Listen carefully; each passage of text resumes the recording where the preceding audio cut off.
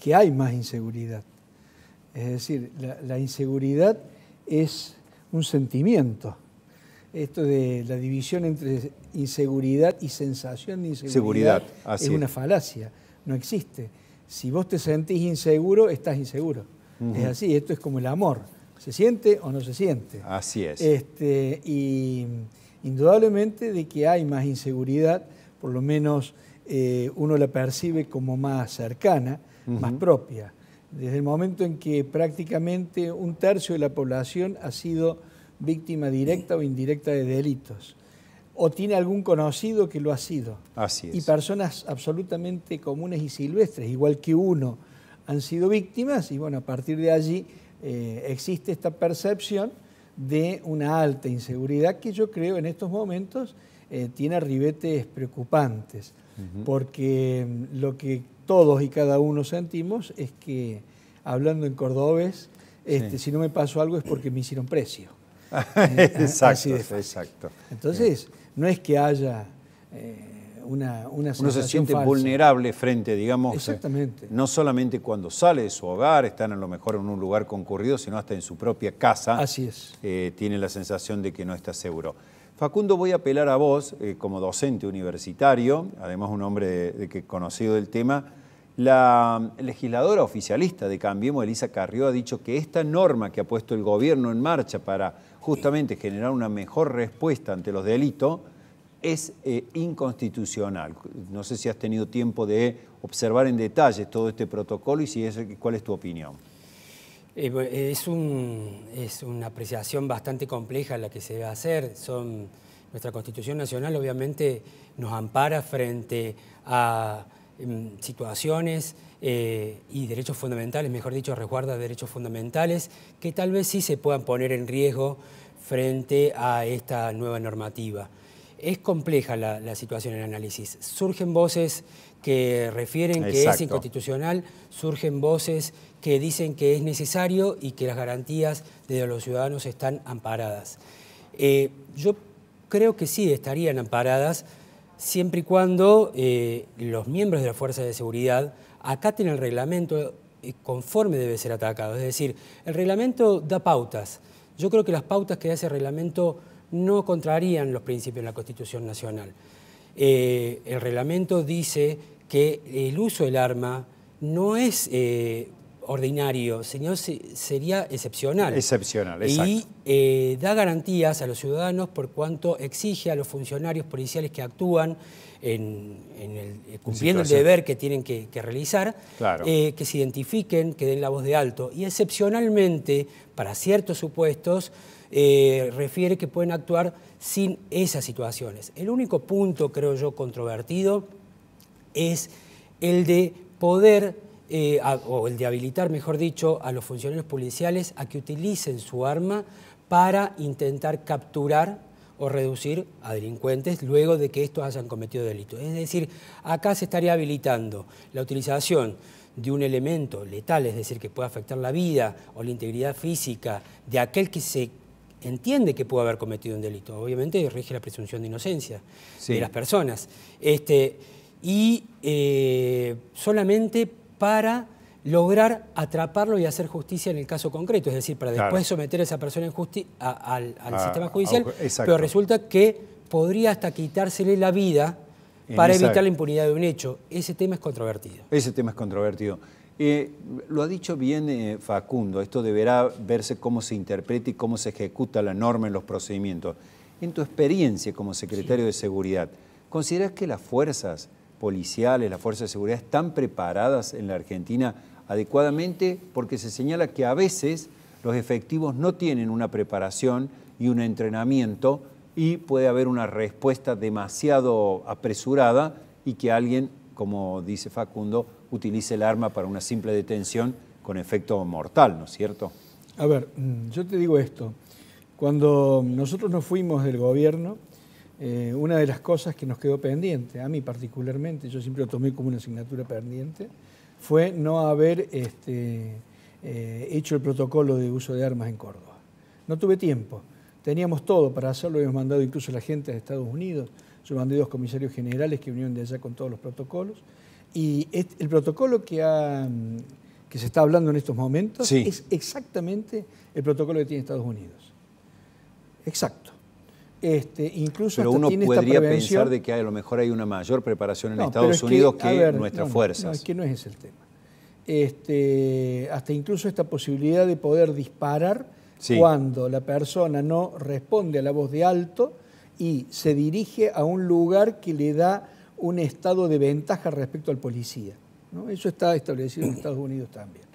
A ver, el tema es este, y yo coincido con lo que el doctor señala, pero hay que tener en cuenta lo siguiente. Hablan de una ley. La ley está, que es el Código Penal. El Código Penal, en el artículo 34, establece las causas de justificación. ¿Qué es una causa de justificación? La causa de justificación es aquella que le quita la antijuridicidad a un hecho, ¿cierto?, en determinadas circunstancias. Sí, condiciones. Por ejemplo, Exacto. matar a una persona es un homicidio. Ahora, si yo lo hago en legítima defensa, no es penable, no es punible. No es punible, ¿Okay? correcto. Esa es una causa de justificación. No es castigable, digamos. No tiene punición. El inciso cuarto de ese artículo establece que no es punible quien obrar en cumplimiento del deber. Y lo que viene a hacer este reglamento, este protocolo, es completar esa norma, diciendo cuáles son expresamente los casos en los cuales se puede considerar que el policía actúa en cumplimiento del deber. Pero la pregunta que yo me hago es la siguiente. Muy bien, no hay protocolo. ¿Qué hay? Nada, como es ahora. Queda libre arbitrio de cada uno actuar y resolver. ¿Cómo reaccionar ante un robo, ante un delincuente ante que un escapa? Ataque con arma. Un ataque con armas, un que tiroteo. Que además hay tres cuestiones que hay que tener particularmente en cuenta. La primera cuestión es que, esto es la naturaleza del tema, la primera cuestión es que el único que tiene el monopolio de las armas es el Estado. El particular no puede estar armado. El particular, aun cuando tenga permisos para llevar esa pero arma. no puede estar armado en la calle el particular, no tiene habilitación legal para estar armado. Ni con una piedra puede estar armado el particular, para que se entienda bien, ni con un palo. No puede estar armado. Primera cuestión. Segunda cuestión, que estamos hablando de un suceso que para la psicología social es considerado el más traumático que puede sufrir un ser humano, que es el ataque del otro ser humano. El 98% de los habitantes del mundo, de los seres humanos, tenemos la fobia humana básica universal, se llama, que es la fobia, el pánico al ataque de la otra persona. Claro. ¿Cierto? Segundo tema. Tercer tema. ¿Quién puso la situación crítica? Quien produjo el ataque, quien produjo el evento, es el delincuente, no es el policía. Esto también hay que tenerlo perfectamente en cuenta. Y se le está exigiendo al policía que tiene que resolver una situación en segundos, que haga la de Ivan Cliff, ¿cierto? En lo bueno, sí. lo malo y lo feo, ¿cierto? Exacto. Que lo mire, le pegue en la rodilla, en el dedo gordo del pie. No, esto ocurre en segundos. Hay un libro... La moneda. En la moneda, es decir, lo han marcado. Hay un libro, yo recomiendo, que se le llama Sobre el combate, que es de David Grossman, que es un experto en esto, un instructor de policías de Estados Unidos y además de fuerzas especiales, donde te hace el análisis psicológico y fisiológico de lo que pasa al ser humano en esa situación. Y eso hay que tenerlo presente y claro. Vuelvo a Facundo porque me da la impresión de que, según las encuestas que se han manejado, digamos, la gente está de acuerdo con este protocolo, con una mayor dureza hacia los delincuentes. ¿Puede ser, Facundo, digamos, que el Código Penal en este momento es benigno con la actuación de los delincuentes, que a lo mejor debería haber una mayor profundización de penas o algún tipo de reforma sobre esta cuestión, por ejemplo? Yo creo que no. O sea, para mí el Código Penal tiene un sistema equitativo de pena frente al bien que cada ciudadano vulnera a nuestros bienes jurídicos protegidos. Un hurto se sanciona de una forma, un robo se sanciona de una forma, de otra forma, un robo con armas se sanciona de otra forma y un homicidio se sanciona de otra forma.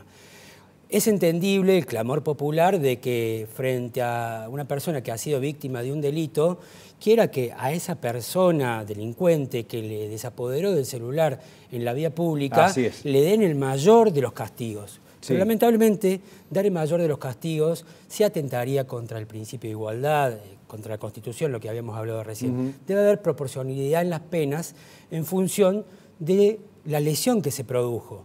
Entonces, no podemos pedir que frente a un arrebato de un celular se le pongan 20 años de cárcel a una persona. Sí, sino claro, lo que 20 pasa años es que de cada cárcel. uno que lo sufre tiene la indignación por ese hecho. Claro. Y se ha visto esas reacciones que se llaman linchamiento, entre comillas, cuando que por un simple celular a lo mejor casi dejan a una persona en estado inconsciente o casi la matan, digamos. Claro.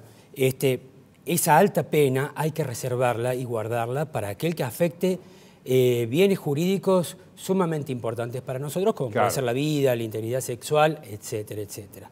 No es solamente un problema del Código Penal, es decir, de la legislación de fondo, sino también es un problema de procesos penales, de los códigos que regulan cómo se llevan adelante los procesos, si se dan las libertades, las prisiones preventivas, es decir, la libertad o la prisión durante el proceso, y el cumplimiento de las condenas. También es un problema de ejecución, es decir, ¿para qué llevamos a los sujetos a las cárceles? ¿Para rehabilitarlos? ¿Para aislarlos y sacarlos de la sociedad para que no nos molesten más?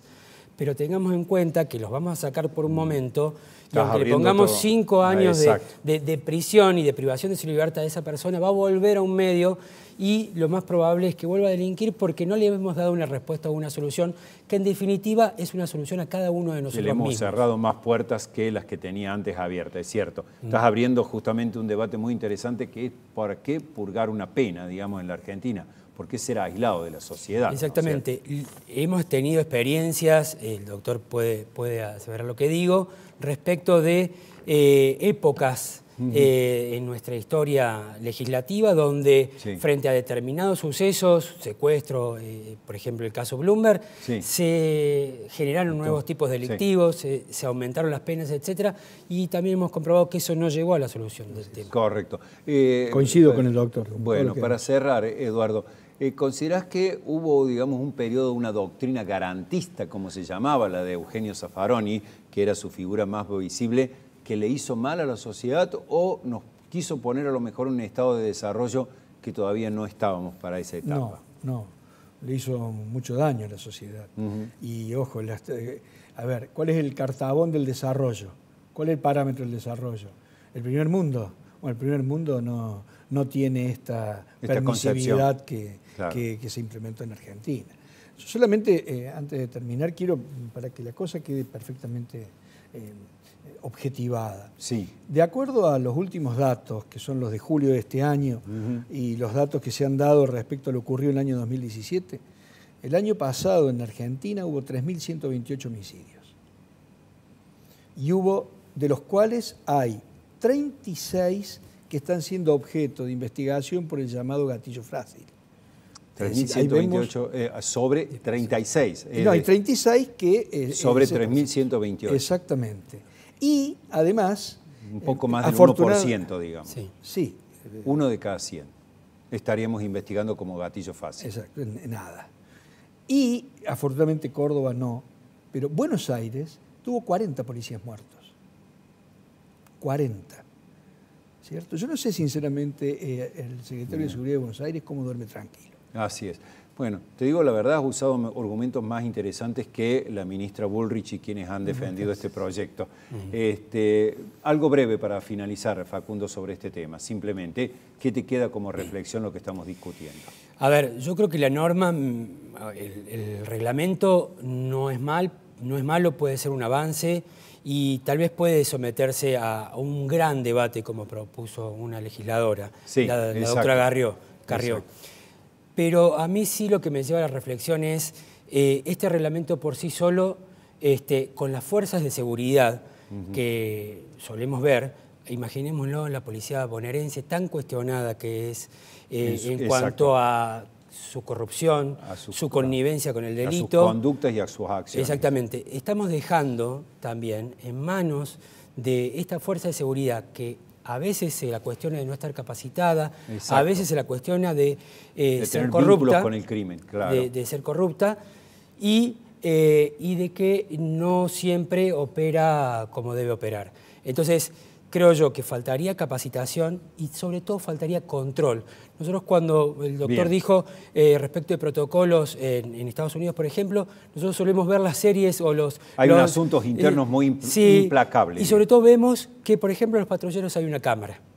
y que en las comisarías hay cámaras. Entonces también se da la posibilidad de poder controlar cómo actúa el policía. Y el policía sabe que está siendo observado y entonces no va a pasar, como suele pasar, que hay un tiroteo y de pronto, después de un juicio, se ve que se le plantó un arma al delincuente para justificar la reacción del policía.